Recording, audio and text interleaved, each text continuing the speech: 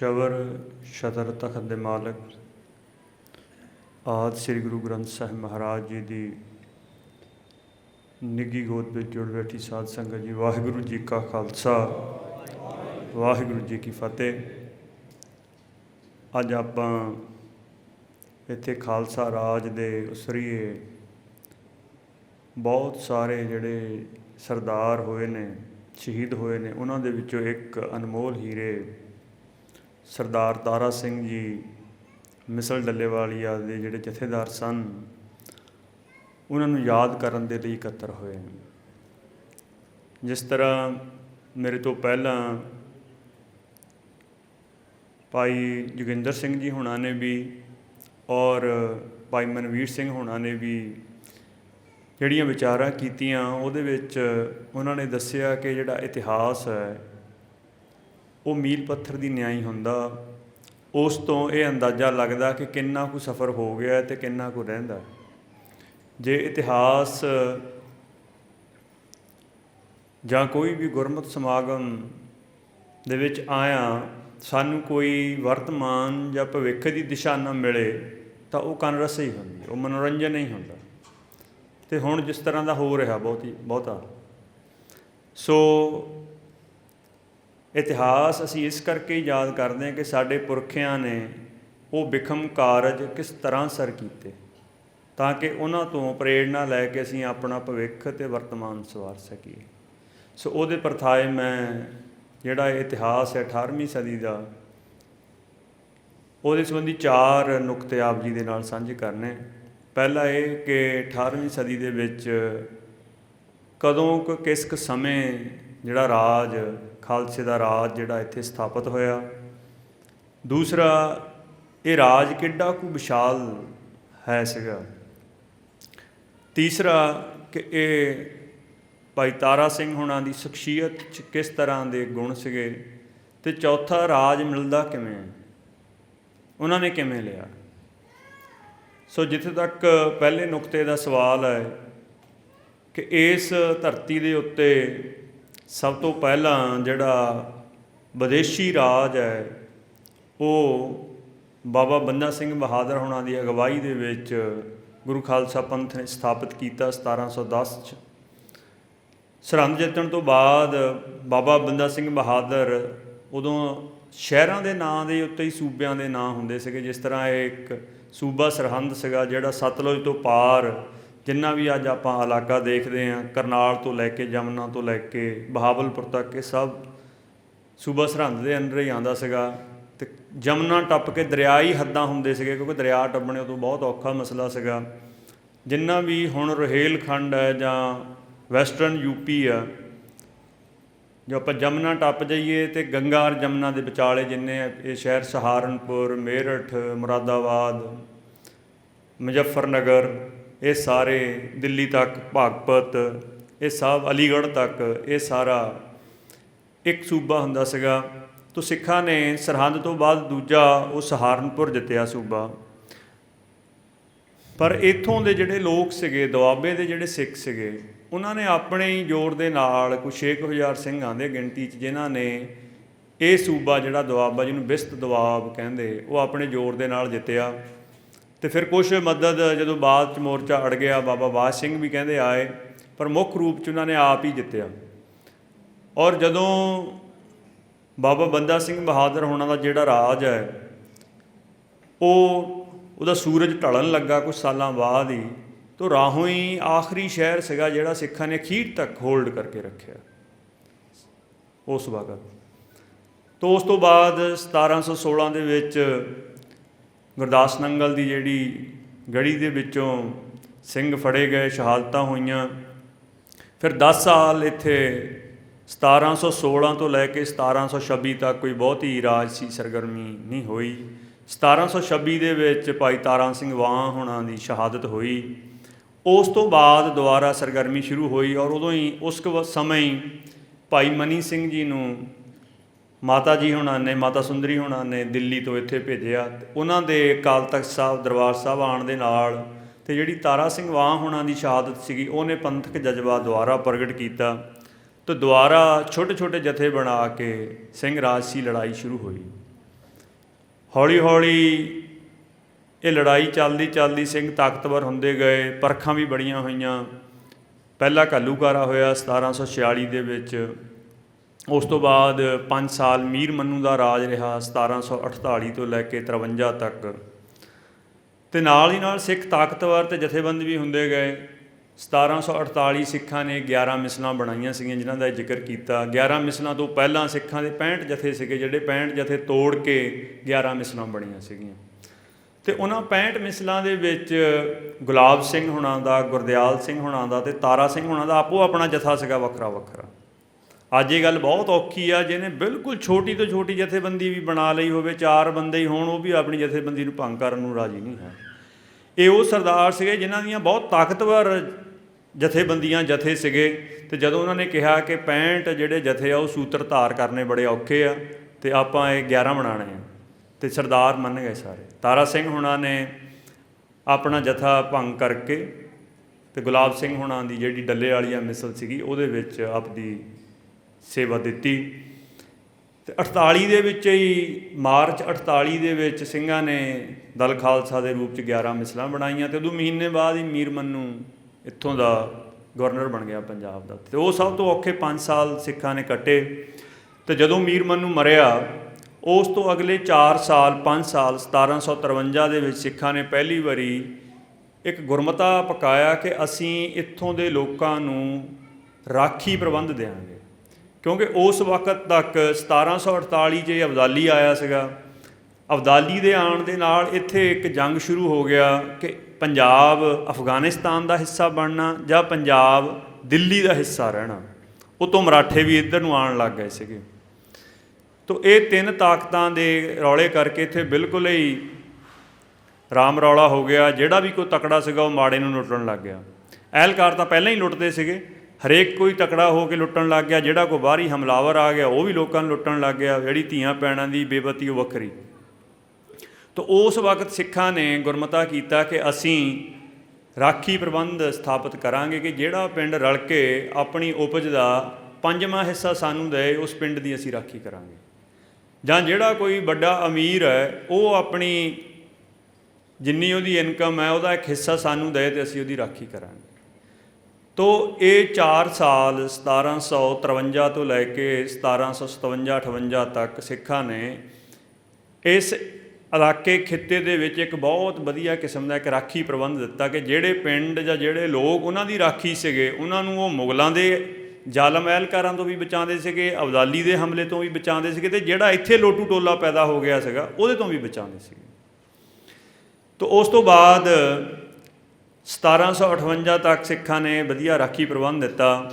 1758 ਦੇ ਵਿੱਚ ਜਿਹੜਾ ਉਸ ਵਕਤ ਪੂਰੇ ਪੰਜਾਬ ਦਾ ਗਵਰਨਰ ਬਣ ਗਿਆ ਸੀਗਾ ਅਦੀਨਾ ਬੇਗ, ਜਿਹੜਾ ਸਿੱਖਾਂ ਦੇ ਨਾਲ ਸੁਲਹ ਸਫਾਈ ਵੀ ਕਰ ਲੈਂਦਾ ਸੀਗਾ, 1758 'ਚ ਉਹ ਵੀ ਮਰ ਗਿਆ।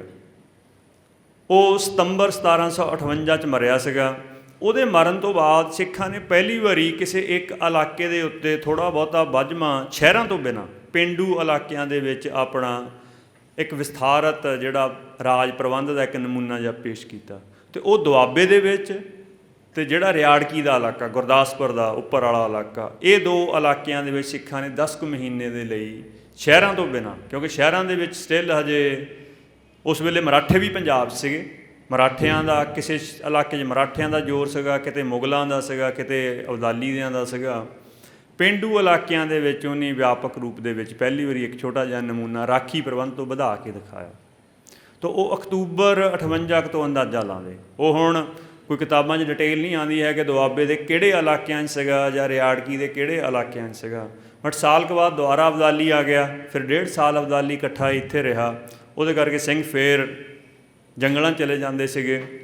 ਇੱਕ ਹੋਰ ਬੜੀ ਇੰਟਰਸਟਿੰਗ ਗੱਲ ਹੈਗੀ ਆ ਕਿ ਇਤਿਹਾਸ ਦੇ ਵਿੱਚ ਸਿੱਖ ਬੀਕਾਨੇਰ ਜਾਂਦੇ ਸੀਗੇ, ਇਹਦੇ ਬਾਰੇ ਹੈ ਕਿਉਂਕਿ ਉੱਥੇ ਦੀਆਂ ਬਹੁਤ ਸਾਰੀਆਂ ਘਟਨਾਵਾਂ ਹਨ।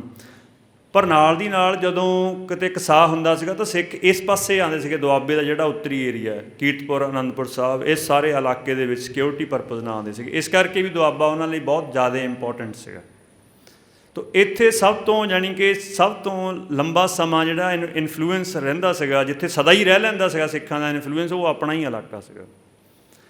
ਅਤੇ ਉਸ ਤੋਂ ਬਾਅਦ ਚਲੋ ਸਿੱਖ ਅਬਦਾਲੀ ਦੁਆਰਾ ਆਇਆ, तो फिर लड़ाइयाँ लड़ूइयाँ वगैरह होईयां। 1764 'ਚ अल्टीमेटली सिखां ने 14 जनवरी 1764 ਨੂੰ ਸਰਹੰਦ ਜਿਹੜੀ ਉਹ ਜਿੱਤੀ।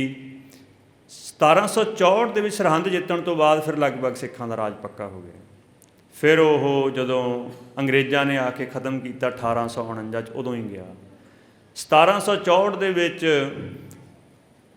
ਸਰਹੰਦ ਜਿੱਤਣ ਤੋਂ ਬਾਅਦ ਇਹ ਇਲਾਕਾ ਮਿਸਲ ਡੱਲੇ ਵਾਲੀਆ ਕੁਛ ਸੀਗਾ ਅਤੇ ਰਾਜ 1764 ਤੋਂ ਲੈ ਕੇ 1807 ਤੱਕ 43 ਸਾਲ ਇੱਥੇ ਤਾਰਾ ਸਿੰਘ ਹੁਣਾਂ ਦਾ ਰਾਜ ਰਿਹਾ। ਅਤੇ ਉਹਨਾਂ ਦੀ ਮੌਤ ਤੋਂ ਬਾਅਦ 1807 'ਚ ਉਹਨਾਂ ਦੀ ਮੌਤ ਹੋਈ। ਉਸ ਤੋਂ ਬਾਅਦ ਇਹ ਰਾਜ ਜਿਹੜਾ ਮਿਸਲ ਸ਼ੁਕਰ ਚੱਕੀਆ 'ਚ ਰਲ ਗਿਆ। ਇੱਕ ਹੋਰ ਬੜੀ ਇੰਟਰਸਟਿੰਗ ਗੱਲ ਹੈ ਕਿ ਦੁਆਬੇ ਦੇ ਵਿੱਚ 4 ਮਿਸਲਾਂ ਦਾ ਰਾਜ ਸੀਗਾ। ਮਿਸਲ ਆਲੂ ਵਾਲੀਆ ਦਾ, ਇਹ ਮਿਸਲ ਡੱਲੇ ਵਾਲੀਆ ਦਾ, ਮਿਸਲ ਸਿੰਘਪੁਰੀਆਂ ਦਾ, ਅੱਜ ਵੀ ਉੱਥੇ ਭਰਤਗੜ੍ਹ ਕਿਲ੍ਹਾ ਹੈ, ਅਤੇ ਬਘੇਲ ਸਿੰਘ ਹੁਣਾਂ ਦੀ ਮਿਸਲ ਕਰੋੜ ਸਿੰਘੀਆਂ ਦਾ। 1807, 8, 9 'ਚ ਉਹ ਚੜ੍ਹਾਈ ਕੀਤੀ ਬਘੇਲ ਸਿੰਘ। 1807 ਤੋਂ ਪਹਿਲਾਂ ਬਿਆਸ ਤੋਂ ਉਰੇ ਮਹਾਰਾਜੇ ਦਾ ਕੋਈ ਰਾਜ ਨਾ ਸੀ ਕਿਤੇ। ਇਹ 2 ਸਰਦਾਰਾਂ ਦੇ ਚੜ੍ਹਾਈ ਕਰਨ ਤੋਂ ਬਾਅਦ ਹੀ ਮਹਾਰਾਜੇ ਦਾ ਇੱਧਰਲੇ ਪਾਸੇ ਰਾਜ ਹੋਇਆ। ਹਾਲਾਂਕਿ ਮਹਾਰਾਜ ਨੇ ਹਮਲੇ ਕੀਤੇ 3 ਤਾਰਾ ਸਿੰਘ ਹੁਣਾਂ ਦੇ ਉੱਤੇ ਜੀਂਦੇ ਜੀ। ਅਤੇ ਉਹ ਵੀ ਬਹੁਤ ਦਿਲਚਸਪ ਗੱਲ ਹੈ ਕਿ ਤਿੰਨੋਂ ਹੀ ਹਮਲੇ ਦੇ ਵਿੱਚ ਮਹਾਰਾਜੇ ਦੀ ਫੌਜ ਨੂੰ ਹਾਰ ਕੇ ਜਾਣਾ ਪਿਆ। ਉਹਦੇ ਵਿੱਚ ਇੱਕ ਦਿਲਚਸਪ ਇੱਕ ਦਰਜ ਮਿਲਦਾ ਵੀ ਤਾਰਾ ਸਿੰਘ ਕਿਉਂ ਜਿੱਤ ਜਾਂਦਾ ਸੀਗਾ। ਉਹ ਕਹਿੰਦੇ ਵੀ ਇਸ ਕਰਕੇ ਜਿੱਤ ਜਾਂਦਾ ਸੀਗਾ ਕਿ ਇਸ ਇਲਾਕੇ ਦੀ ਰਈਅਤ, ਜਿਹੜੇ ਆਮ ਲੋਕ ਹੈ, ਉਹ ਵੀ ਲੜਨ ਆ ਜਾਂਦੇ ਸੀਗੇ। ਅਤੇ ਮਤਲਬ ਉਹ ਲੋਕਾਂ 'ਚ ਇੰਨਾ ਜ਼ਿਆਦਾ ਹਰਮਨ ਪਿਆਰਾ ਸੀ। ਸੋ 43 ਸਾਲ ਉਹਨਾਂ ਦਾ ਰਾਜ ਇੱਥੇ ਰਿਹਾ। ਇਹ ਹੈਗਾ ਉਹਨਾਂ ਦਾ ਸਮੇਂ ਦਾ ਪੀਰੀਅਡ। ਦੂਜਾ ਹੈ ਰਾਜ ਕਿੱਡਾ ਕੁ ਸੀਗਾ। ਇਹਨਾਂ ਦੀ ਮਿਸਲ ਦਾ ਰਾਜ ਦੀ ਰਾਜਧਾਨੀ ਰਾਹੋਂ ਸੀਗੀ, ਬਟ ਰਾਜ ਸ਼ੁਰੂ ਹੁੰਦਾ ਸੀਗਾ ਖਡੂਰ ਸਾਹਿਬ ਤੋਂ ਪਰੇ।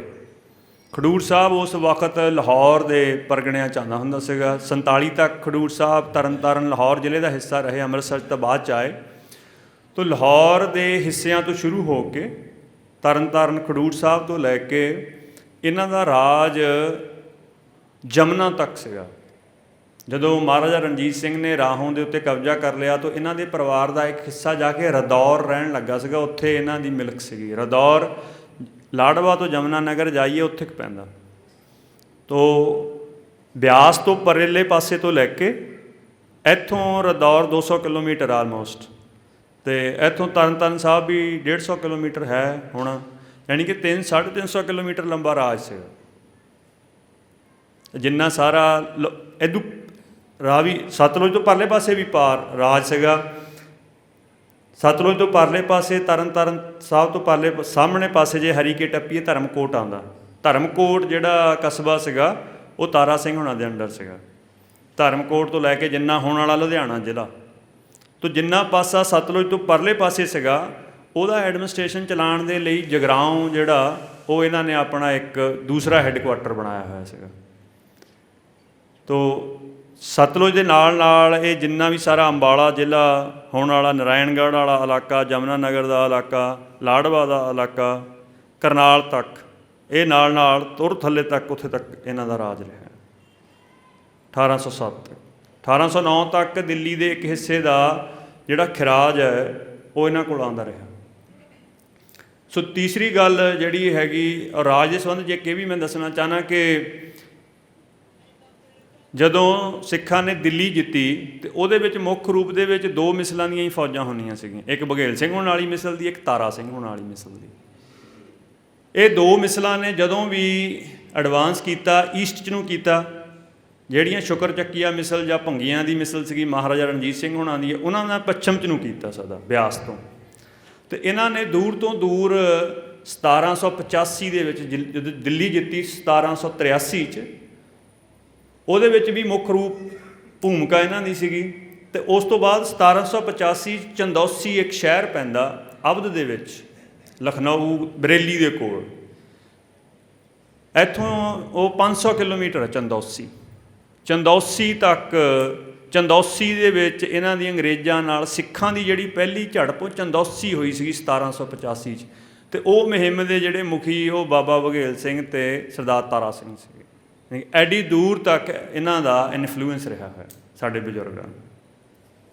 ਤੇ ਜਿਹੜੇ ਕਿਸੇ ਕੋ ਨਹੀਂ ਹਾਰੇ ਸੀਗੇ ਬੜੀਆਂ ਬੜੀਆਂ ਤਾਕਤਾਂ ਤੋਂ, ਉਹ ਬੰਦੇ ਇਹਨਾਂ ਨੇ ਹਰਾਏ। ਦਿੱਲੀ ਹਰਾਈ, ਮਹਾਰਾਜਾ ਰਣਜੀਤ ਸਿੰਘ ਹਰਾਇਆ, ਤੇ ਅਵਧ ਤੱਕ ਜਾ ਕੇ ਘੋੜਿਆਂ ਦੇ ਪੌੜਾਂ ਦੇ ਨਿਸ਼ਾਨ ਮਿਲ ਜਾਂਦੇ। ਸੋ ਜਿਹੜੀ ਤੀਜੀ ਗੱਲ ਕਿ ਇਹਨਾਂ ਦੀ ਸ਼ਖਸੀਅਤ ਕਿਸ ਤਰ੍ਹਾਂ ਦੀ ਸੀਗੀ, ਜਿਸ ਤਰ੍ਹਾਂ ਪਹਿਲਾਂ ਵੀ ਜ਼ਿਕਰ ਕਰਕੇ ਗਏ, ਜਿਹੜੀ ਆ ਤਸਵੀਰ ਤੁਸੀਂ ਦੇਖਦੇ ਆ, ਬਾਹਰ ਵੀ ਤੁਸੀਂ ਦੇਖੀ ਹੋਣੀ ਆ, ਇਹ ਉਹਨਾਂ ਦੀ ਓਰੀਜਨਲ ਤਸਵੀਰ ਦੀ ਪੇਂਟਿੰਗ ਹੈ। ਇਹ 1775 ਦੇ ਵਿੱਚ ਕਿਸੇ ਕਾਂਗੜੇ ਦੇ ਇੱਕ ਆਰਟਿਸਟ ਨੇ ਬਣਾਈ ਸੀਗੀ, ਤੇ ਜਿਹੜੀ ਬਾਅਦ ਦੇ ਵਿੱਚ ਮਹਿੰਦਰ ਸਿੰਘ ਰੰਧਾਵਾ ਹੋਣਾ ਨੇ ਕਿਤੇ ਆਪਦੇ ਜਦੋਂ ਉਹਨਾਂ ਨੇ ਆਰਟ ਕਲੈਕਸ਼ਨ ਕੀਤੀ ਉਹਨਾਂ ਨੂੰ ਮਿਲੀ ਸੀਗੀ, ਤੇ ਉਹਨਾਂ ਨੇ ਮੁੜ ਕੇ ਇਹ ਚੰਡੀਗੜ੍ਹ ਸਰਕਾਰੀ ਮਿਊਜ਼ੀਅਮ ਦੇ ਵਿੱਚ ਲਵਾਈ ਹੋਈ। ਤੇ ਉਸ ਪੇਂਟਿੰਗ ਤੋਂ ਪ੍ਰੇਰਣਾ ਲੈ ਕੇ ਆਪਣੇ ਪਰਮ ਸਿੰਘ ਨੇ, ਬੜੇ ਮਸ਼ਹੂਰ ਆਰਟਿਸਟ ਨੇ ਹੁਣ, ਉਹਨਾਂ ਨੇ ਇਹ ਪੇਂਟਿੰਗ ਖਾਸ ਆਪਣੇ ਸਮਾਗਮ ਲਈ ਬਣਾਈ। ਇਹ ਉਹਨਾਂ ਦੀ ਉਸ ਵੇਲੇ ਦੀ ਆਪ ਦੀ ਬਣੀ ਹੋਈ, ਮੌਕੇ ਦੀ ਬਣੀ ਹੋਈ ਪੇਂਟਿੰਗ ਹੈ। ਇਹ ਤੋਂ ਪਤਾ ਲੱਗ ਜਾਂਦਾ ਵੀ ਇਹ ਰਾਜੇ ਦੀ ਬਜਾਏ ਨਿਹੰਗ ਸਿੰਘ ਵਾਲੇ ਬਾਣੇ ਦੇ ਵਿੱਚ ਬੈਠੇ ਧਰਮੀ ਬੰਦੇ ਸੀਗੇ। ਸਭ ਤੋਂ ਮੁੱਖ ਗੁਣ ਜਿਹੜਾ ਉਹਨਾਂ ਦਾ ਸੀਗਾ ਕਿ ਉਹ ਆਪ ਗੁਰਮਤਿ ਦੇ ਰਸਤੇ 'ਤੇ ਚੱਲਣ ਵਾਲੇ ਸੀਗੇ। ਇਹਨਾਂ ਦੇ ਆਪ ਦੇ ਜੀਵਨ ਤੋਂ, ਆਪ ਦੀ ਗੁਰਮਤਿ ਪ੍ਰਚਾਰ ਤੋਂ ਹੀ ਪ੍ਰਭਾਵਿਤ ਹੋ ਕੇ ਜਿਹੜਾ ਬਹੁਤ ਸਾਰੇ ਲੋਕ ਹੈਗੇ ਨੇ ਇਤਿਹਾਸ 'ਚ ਉਹਨਾਂ ਦੇ ਜ਼ਿਕਰ ਵੀ ਆਉਂਦੇ, ਕੁਛ 2-3 ਚੌਧਰੀਆਂ ਦੇ ਜ਼ਿਕਰ ਆਉਂਦੇ, ਚੌਧਰੀ ਗੁਰਦਾਸ ਦਾ ਜਾਂ ਕੁਛ ਹੋਰ ਬੰਦਿਆਂ ਦਾ, ਜਿਹੜੇ ਤਰਨ ਸਾਹਿਬ ਦੇ ਕੋਲ ਪਿੰਡ ਕੰਗ ਹੈ ਉੱਥੋਂ ਦੇ ਸੀਗੇ। ਉਹ ਇਹਨਾਂ ਦੇ ਗੁਰਮਤਿ ਪ੍ਰਚਾਰ ਰਾਹੀਂ ਸਿੱਖੀ ਦੇ ਵਿੱਚ ਆਏ। ਅਤੇ ਦੂਸਰਾ ਇਹਨਾਂ ਦਾ ਜਿਹੜਾ ਗੁਣ ਸੀਗਾ ਕਿ ਇਹ ਨਿਮਰ ਅਤੇ ਸੇਵਕ ਬੜੇ ਤਕੜੇ ਸੀਗੇ। ਇਹਨਾਂ ਦੇ ਰਾਜ ਦੇ ਵਿੱਚ ਇਹ ਗੱਲ ਪੱਕੀ ਸੀਗੀ ਕਿ ਇਹਨਾਂ ਦੇ ਰਾਜ ਦੇ ਵਿੱਚ ਜਿਹੜੀ ਲੋਹ ਲੰਗਰ ਹੈ ਉਹ ਠੰਡੀ ਨਹੀਂ ਹੁੰਦੀ ਸੀਗੀ। ਅੱਠੇ ਪੈਰ ਇਹ ਲੰਗਰ ਚਲਾ ਕੇ ਰੱਖਦੇ ਸੀਗੇ। ਇਹੀ ਇੱਕ ਵਜ੍ਹਾ ਜਿਹੜਾ ਕਰਤਾਰ ਸਿੰਘ ਕਲਾਸਵਾਲੀਏ ਨੇ ਲਿਖਿਆ ਹੋਇਆ ਵੀ ਮਹਾਰਾਜਾ ਰਣਜੀਤ ਸਿੰਘ ਕਿਉਂ ਨਹੀਂ ਜਿੱਤ ਸਕਿਆ, ਉਹ ਕਹਿੰਦੇ ਕਿ ਇਹਨਾਂ ਦੀ ਸੰਗਤ ਦੀ ਸੇਵਾ ਦੀ ਭਾਵਨਾ ਇੰਨੀ ਜ਼ਿਆਦਾ ਪ੍ਰਬਲ ਸੀਗੀ ਕਿ ਸਾਰੀ ਸੰਗਤ ਆ ਜਾਂਦੀ ਸੀ ਪ੍ਰੋਟੈਕਸ਼ਨ। ਅਤੇ ਉਸ ਤੋਂ ਅੱਗੇ ਕਿ ਇਹ ਦੂਰ ਅੰਦੇਸ਼ ਸੀਗੇ। ਮਹਾਰਾਜਾ ਰਣਜੀਤ ਸਿੰਘ ਦੀ ਜਿਹੜੀ ਯੁੱਧ ਕਲਾ ਦੇ ਨੀਤੀਆਂ ਨੇ ਉਹਦੇ ਇਹ ਉਸਤਾਦ ਸੀਗੇ। ਮਹਾਰਾਜਾ ਨੇ ਆਪਣੀ ਜਿਹੜੀ ਯੁੱਧ ਕਲਾ, ਕਿਉਂਕਿ ਜਦੋਂ ਪਹਿਲਾਂ ਮਿਸਲਾਂ ਇਕੱਠੀਆਂ ਸੀਗੀਆਂ ਅਤੇ ਜਿਹੜਾ ਕੋਈ ਕਿਸੇ ਕੰਮ ਦਾ ਵੱਧ ਉਸਤਾਦ ਹੁੰਦਾ ਸੀਗਾ ਤਾਂ ਸਾਰੇ ਉਹਦੇ ਕੋਲੋਂ ਸਿੱਖਿਆ ਲੈਂਦੇ ਸੀਗੇ। ਅਤੇ ਜਦੋਂ ਮਿਸਲਾਂ ਇਕੱਠੀਆਂ ਸੀਗੀਆਂ ਉਸ ਵਕਤ ਇਹ ਜਿਹੜੀ ਯੁੱਧ ਨੀਤੀ ਦੇ ਕੁਛ ਗੁਣ ਨੇ ਉਹ ਮਹਾਰਾਜੇ ਨੇ ਇਹਨਾਂ ਕੋਲ ਸਿੱਖੇ ਸੀਗੇ। ਫੌਜ ਦੇ ਵਿੱਚ ਹਮਲਾ ਕਰਕੇ ਰੀਟਰੀਟ ਕਰਨਾ, ਕਿਉਂਕਿ ਸਿੱਖ ਉਦੋਂ ਛਾਪਾਮਾਰ ਯੁੱਧ ਲੜਦੇ ਸੀਗੇ। ਛਾਪਾਮਾਰ ਯੁੱਧ ਦੇ ਵਿੱਚ ਉਹੀ ਸਭ ਤੋਂ ਜ਼ਿਆਦਾ ਕਾਮਯਾਬ ਹੁੰਦਾ ਜਿਹੜਾ ਹਮਲਾ ਕਰਕੇ ਸੇਫਲੀ ਬਚਾਅ ਕਰ ਜਾਏ, ਕਿਉਂਕਿ ਉਹ ਮੋਰ ਰਿਟੈਲੀਏਟ ਵੀ ਹੋਣਾ ਹੁੰਦਾ। ਅਤੇ ਉਸ ਕਲਾ ਦੇ ਵਿੱਚ ਇਹ ਸਭ ਤੋਂ ਜ਼ਿਆਦਾ ਵੱਡੇ ਉਸਤਾਦ ਸੀ। ਇਹ ਕਹਿੰਦੇ ਕਿ ਹਮਲਾ ਕਰਕੇ ਇਹ ਤੁਰੰਤ 30 ਮੀਲ ਪਿੱਛੇ ਹਟਣ ਦੀ ਕਪੈਸਿਟੀ ਰੱਖਦੇ ਸੀਗੇ। 30 ਮੀਲ 50 ਕਿਲੋਮੀਟਰ ਬਣ ਜਾਂਦੇ ਆਲਮੋਸਟ। ਇਹ ਕਪੈਸਿਟੀ ਕਰਕੇ ਇਹਨਾਂ ਦਾ ਮਹਾਰਾਜਾ ਰਣਜੀਤ ਸਿੰਘ ਦੇ ਸਾਰੇ ਗੁਣਾ ਔਗਣਾ ਦੇ ਇਹਨਾਂ ਨੂੰ ਪਤਾ ਸੀਗਾ। 1792 ਦੇ ਵਿੱਚ ਜਦੋਂ ਦਲ ਪੰਥ ਇਕੱਠੇ ਹੁੰਦੇ ਦੀਪਮਾਲਾ ਅਤੇ ਅੰਮ੍ਰਿਤਸਰ, ਉਦੋਂ ਇੱਕ ਜ਼ਿਕਰ ਮਿਲਦਾ ਇਤਿਹਾਸ ਦੇ ਵਿੱਚ। ਉਦੋਂ ਕਹਿੰਦੇ ਇਹਨਾਂ ਨੇ ਸਾਰੇ ਸਰਦਾਰਾਂ ਨੂੰ ਕਿਹਾ ਵੀ ਇਹ ਜਿਹੜਾ ਨੌਜਵਾਨ ਹੈ ਇਹ ਸਾਰਿਆਂ ਦੀਆਂ ਸਰਦਾਰੀਆਂ ਖੋਹ ਲੂਗਾ, ਸੋ ਇਸ ਕਰਕੇ ਤੁਸੀਂ ਆਪਣਾ ਜੋ ਵੀ ਪਦਾਰਥ ਇਕੱਠਾ ਕੀਤਾ ਹੋਇਆ ਉਹ ਆਪਣੀਆਂ ਸੰਗਤਾਂ 'ਚ ਵਰਤਾਓ। ਇੰਨੇ ਦੂਰ ਅੰਦੇਸ਼ ਸੀਗੇ। ਸੋ ਬਹੁਤ ਸਾਰੇ ਯੁੱਧ ਨੀਤੀ ਦੇ ਗੁਰਮਤਿ ਦੀ ਜਿਹੜੀ ਕੰਪਲੀਟ ਸ਼ਖਸੀਅਤ ਰਾਜ ਦੇ ਵਿੱਚ ਕਿੱਦਾਂ ਦੀ ਹੋਣੀ ਚਾਹੀਦੀ ਹੈ ਉਹਦਾ ਇਹ ਨਮੂਨਾ ਸੀਗਾ। ਸੋ ਆਖਰੀ ਗੱਲ ਮੈਂ ਇਹ ਕਰਨੀ ਕਿ ਉਸ ਵੇਲੇ ਰਾਜ ਸਿੱਖਾਂ ਨੂੰ ਮਿਲਿਆ ਕਿਵੇਂ, ਜਿਹਦੇ ਕਰਕੇ ਆਪਾਂ ਇਹ ਸਮਾਗਮ ਕਰਦੇ ਹਾਂ। ਗੁਰਮਤਿ ਦੇ ਵਿੱਚ ਬਹੁਤ ਸਾਰੇ ਪੱਖਾਂ ਤੋਂ ਬਹੁਤ ਸਾਰੀਆਂ ਸੰਸਥਾਵਾਂ ਸਮਾਗਮ ਕਰਦੀਆਂ ਨੇ। ਅਸੀਂ 20 ਸਾਲ ਤੋਂ ਇਸੇ ਗੱਲ 'ਤੇ ਹੀ ਗੱਲ ਕਰਦੇ ਹਾਂ ਵੀ ਸਿੱਖਾਂ ਦਾ ਰਾਜ ਕਿਵੇਂ ਆਇਆ। ਅਤੇ ਜੇ ਸਿੱਖਾਂ ਦਾ ਆਪਣਾ ਇਤਿਹਾਸ ਦੇਖੋ, ਹੁਣ ਬਹੁਤ ਸਾਰੀਆਂ ਹੋਰ ਗੱਲਾਂ ਵੀ ਹੁੰਦੀਆਂ ਨੇ। ਪੁਰਾਣੇ ਇਤਿਹਾਸ ਦੇ ਵਿੱਚ ਬਹੁਤ ਜ਼ਿਕਰ ਮਿਲ ਜਾਂਦਾ, ਗੁਰੂ ਗ੍ਰੰਥ ਸਾਹਿਬ 'ਚ ਵੀ ਜ਼ਿਕਰ ਮਿਲ ਜਾਂਦਾ ਵੀ ਕਿਸੇ ਨੂੰ ਰਾਜ ਕਿਵੇਂ ਮਿਲਦਾ। ਜਿਹੜਾ ਰਤਨ ਸਿੰਘ ਭੰਗੂ ਹੋਣਾ ਦਾ ਸ਼੍ਰੀ ਗੁਰੂ ਪੰਥ ਪ੍ਰਕਾਸ਼ ਹੈ ਉਹ ਲਿਖਿਆ ਹੀ ਇਸ ਨੁਕਤੇ 'ਤੇ ਹੋਇਆ ਵੀ ਸਿੱਖਾਂ ਨੂੰ ਉਦੋਂ ਰਾਜ ਕਿਵੇਂ ਮਿਲਿਆ ਸੀ। ਤਾਂ ਜਿਹੜਾ ਪਹਿਲਾ ਸਵਾਲ ਹੈ ਜਿਹੜਾ ਅੰਗਰੇਜ਼ ਅਫਸਰ ਸੀਗਾ ਉਹ ਪੁੱਛਦਾ ਵੀ ਰਤਨ ਸਿੰਘ ਭੰਗੂ ਹੋਣਾ ਨੂੰ ਵੀ ਸਿੰਘਨ ਪਾਇਓ ਰਾਜ ਕਿਮ ਔ ਦੀਨੀ ਕਿਨ ਪਾਤਸ਼ਾਹੀ, ਵੀ ਸਿੱਖਾਂ ਨੇ ਰਾਜ ਕਿੱਦਾਂ ਲਿਆ ਅਤੇ ਇਹਨਾਂ ਨੂੰ ਕਿਹਨੇ ਪਾਤਸ਼ਾਹੀ ਦੇ ਦਿੱਤੀ। ਫਿਰ ਉਹ ਜਵਾਬ ਦਿੰਦੇ, ਕਹਿੰਦੇ ਕਿ ਮੈਂ ਕਿਹਾ ਵੀ ਸਿੰਘਨ ਪਾਤਸ਼ਾਹੀ ਸ਼ਾਹ ਸੱਚੈ ਦਈ, ਵੀ ਸਿੰਘਾਂ ਨੂੰ ਜਿਹੜੀ ਪਾਤਸ਼ਾਹੀ ਆ ਉਹ ਸੱਚੇ ਪਾਤਸ਼ਾਹ ਨੇ ਦਿੱਤੀ। ਅਤੇ ਉਹ ਪੁੱਛਣ ਲੱਗਾ ਅੱਗੋਂ ਮਰੀ ਵੀ शाह सच्चो कोई, भी सच्चा पातशाह कौन? वो कहना मैं कहा भई शाह नानक जोए, गुरु नानक पातशाह जिहड़ा उस सच्चे पातशाह ने सानू राज दिता। वो कहना बड़ा हैरान होया तो वो मोहरे कहन लगा कि भयो नानक फकीर उन शाही की क्या तदबीर। कहना ਉਹਦਾ ਫਕੀਰ ਸੀਗਾ, ਉਹਦਾ ਪਾਤਸ਼ਾਹੀਆਂ ਦੇ ਨਾਲ ਕਿਆ ਸੰਬੰਧ। ਕਹਿੰਦਾ ਫਿਰ ਮੈਂ ਉਹਨੂੰ ਕਿਹਾ ਕਿ ਵਹਿ ਸ਼ਾਹਨ ਸ਼ਾਹ ਦੀਨ ਦੁਨੀ ਸੱਚੇ ਪਾਤਸ਼ਾਹ। ਕਹਿੰਦਾ ਉਹ ਸ਼ਾਹਾਂ ਦਾ ਸ਼ਾਹ ਹੈ, ਉਹ ਇਕੱਲੇ ਦੀਨ ਦਾ ਨਹੀਂ, ਧਰਮ ਦਾ ਨਹੀਂ, ਦੁਨੀ ਦਾ ਵੀ ਪਾਤਸ਼ਾਹ। ਸੋ ਇਸ ਕਰਕੇ ਕਹਿੰਦਾ ਸਾਨੂੰ ਚਾਹੇ ਰਾਜ ਮਿਲਣਾ, ਚਾਹੇ ਜੀਵਨ ਮੁਕਤ ਅਵਸਥਾ ਮਿਲਣੀ, ਚਾਹੇ ਮੁਕਤੀ ਮਿਲਣੀ, ਚਾਹੇ ਰਾਜ ਮਿਲਣਾ, ਉਹ ਦੋਏ ਗੁਰੂ ਨਾਨਕ ਪਾਤਸ਼ਾਹ ਕੋਲੋਂ ਮਿਲਣੇ। ਜਿਹੜੇ ਸਾਨੂੰ ਅੱਜ ਕਈ ਵਾਰ ਲੱਗਦੇ ਨਹੀਂ ਹੈ, ਸਾਨੂੰ ਲੱਗਦਾ ਵੀ ਕਿਸੇ ਸਾਡੇ ਯਤਨ ਨਾਲ ਮਿਲ ਜਾਣੇ ਜਾਂ ਕਿਸੇ ਬਾਹਰਲੇ ਬੰਦਿਆਂ ਦੀ ਮਦਦ ਨਾਲ ਮਿਲ ਜਾਣੇ, ਉਹ ਫਲਾਣੇ ਮੁਲਕ ਦੀ ਮਦਦ ਨਾਲ ਮਿਲ ਜਾਂਦੇ, ਮਾੜੀ ਮੋਟੀ ਕੋ ਹੁਣ ਅੱਜ ਕੱਲ੍ਹ ਵੀਡੀਓ ਬਹੁਤ ਤੁਰੀਆਂ ਫਿਰਦੀਆਂ। ਤੋ ਇਹ ਆਪਾਂ ਨੂੰ ਸਦਾ ਯਾਦ ਰੱਖਣਾ ਚਾਹੀਦਾ ਕਿ ਸਾਨੂੰ ਜਿਹੜਾ ਰਾਜ ਹੈ ਉਹ ਪਹਿਲਾਂ ਪਾਤਸ਼ਾਹ ਦੀ ਬਖਸ਼ਿਸ਼ ਅਸੀਸਾਂ ਸਦਕੇ ਹੀ ਮਿਲਿਆ। ਹੁਣ ਮਸਲਾ ਇਹ ਆ ਵੀ ਸਿੱਖ ਤਾਂ ਹੁਣ ਅਸੀਂ ਵੀ ਹੈਗੇ ਹਾਂ, ਹੁਣ ਵੀ ਸਾਰੇ ਰਾਜ ਲਈ ਯਤਨਸ਼ੀਲ ਆ। ਜਿਹੜਾ ਨਾਮ ਹੀ ਯਤਨਸ਼ੀਲ ਹੋਊ ਉਹਦੇ ਮਨ 'ਚ ਹਰੇਕ ਸਿੱਖ ਦਾ ਹੀ ਹੁੰਦਾ ਵੀ ਸਾਡਾ ਰਾਜ ਹੋਏ। ਇਹ ਤਾਂ ਹੈ ਨਹੀਂ ਵੀ ਹੁਣ ਰਾਜ ਕਿਉਂ ਨਹੀਂ ਮਿਲਦਾ। ਇਹ ਆਪਣੇ ਲਈ ਵੱਧ ਸੋਚਣ ਦਾ ਮਸਲਾ। ਯਤਨਸ਼ੀਲ ਤਾਂ ਸਾਰੇ ਨੇ, ਭਾਵਨਾ ਕਰਕੇ ਸਾਰੇ ਹੀ ਨੇ। ਭਗਤ ਗੁਰਦਾਸ ਜੀ ਲਿਖਦੇ ਜਿਹੜਾ ਧਰੂ ਪ੍ਰਹਲਾਦ ਵਾਲਾ ਉਹਨਾਂ ਦੀ ਸਾਖੀ ਆਉਂਦੀ, ਉਹਦੇ ਵਿੱਚ ਜਿਹੜਾ ਪ੍ਰਹਲਾਦ ਆਪਣੀ ਮਾਤਾ ਨੂੰ ਪੁੱਛਦਾ, ਉਹ ਕਹਿੰਦਾ ਕਿਸ ਉਦਮ ਤੇ ਰਾਜ ਮਿਲੈ ਸਤਰ ਤੇ ਸਭ ਹੋਵਨ ਮੀਤ। ਵੀ ਕਿਸ ਉਦਮ ਦੇ ਨਾਲ ਜਿਹੜਾ ਸ਼ਤਰੂ ਆ ਉਹ ਵੀ ਮਿੱਤਰ ਬਣ ਜਾਂਦਾ ਤੇ ਰਾਜ ਕਿੱਦਾਂ ਮਿਲਦਾ। ਇਹ ਉਹਨੇ ਬੁਨਿਆਦੀ ਸਵਾਲ ਆਪਣੀ ਮਾਤਾ ਨੂੰ ਪੁੱਛਿਆ ਤਾਂ ਉਹਨਾਂ ਨੇ ਕਹਿੰਦੇ ਵੀ ਉਹਦੀ ਮਾਤਾ ਨੇ ਉੱਤਰ ਦਿੱਤਾ ਕਿ ਪਰਮੇਸ਼ਰ ਆਰਾਧੀਏ, ਵੀ ਪਰਮੇਸ਼ਰ ਦੀ ਆਰਾਧਨਾ ਦੇ ਨਾਲ ਹੀ ਰਾਜ ਮਿਲਦਾ। ਜਿੱਦੂ ਹੋਈ ਹੈ ਪਤਿਤ ਪਨੀਤਾ, ਵੀ ਉਸ ਪਰਮੇਸ਼ਰ ਦੀ ਆਰਾਧਨਾ ਦੇ ਨਾਲ ਪਹਿਲਾਂ ਪਤਿਤ ਤੋਂ ਪਨੀਤ ਹੋਣਾ ਪੈਂਦਾ, ਫਿਰ ਪ੍ਰਾਪਤੀਆਂ ਹੁੰਦੀਆਂ। ਗੁਰੂ ਗ੍ਰੰਥ ਸਾਹਿਬ ਮਹਾਰਾਜ ਦੇ ਵਿੱਚ ਵੀ ਆਉਂਦਾ ਵੀ ਰਾਜ ਕਿੱਦਾਂ ਮਿਲਦਾ। ਜਿਹੜੀ ਗੱਲ ਤੁਸੀਂ ਸ਼ਾਇਦ ਬਹੁਤੀ ਸੰਗਤ ਬਾਅਦ 'ਚ ਆਈ, ਪਹਿਲਾਂ ਭਾਈ ਜੋਗਿੰਦਰ ਸਿੰਘ ਜੀ ਹੁਣੀ ਕਰਕੇ ਗਏ। ਉਹਨਾਂ ਨੇ ਸ਼ਬਦ ਚਲੋ ਹੋਰ ਸੀਗਾ, ਪਰ ਅਰਥ ਇਹੀ ਸੀਗਾ ਕਿ ਰਾਜ ਤਪ ਤੋਂ ਬਿਨਾਂ ਨਹੀਂ ਮਿਲਦਾ ਹੈ, ਰਾਜ ਉਦਮ ਤੋਂ ਬਿਨਾਂ ਨਹੀਂ ਮਿਲਦਾ ਹੈ। ਰਾਜ ਦੇ ਲਈ ਸੇਵਾ ਕਰਨੀ ਪੈਂਦੀ। ਤਾਂ ਇੱਕ ਸ਼ਬਦ ਤੀਜੇ ਪਾਤਸ਼ਾਹ ਦਾ ਆਉਂਦਾ ਕਿ ਹਸਤੀ ਸਿਰ ਜਿਉ ਅੰਕਸ ਹੈ, ਅਹਰਣ ਜਿਉ ਸਿਰ ਦੇ, ਮਨ ਤਨ ਆਗੈ ਰਾਖ ਕੈ ਊ ਵੀ ਸੇਵ ਕਰੇ। ਇਹ ਰਾਜ ਲੈਣ ਦਾ ਤਰੀਕਾ ਹੈ।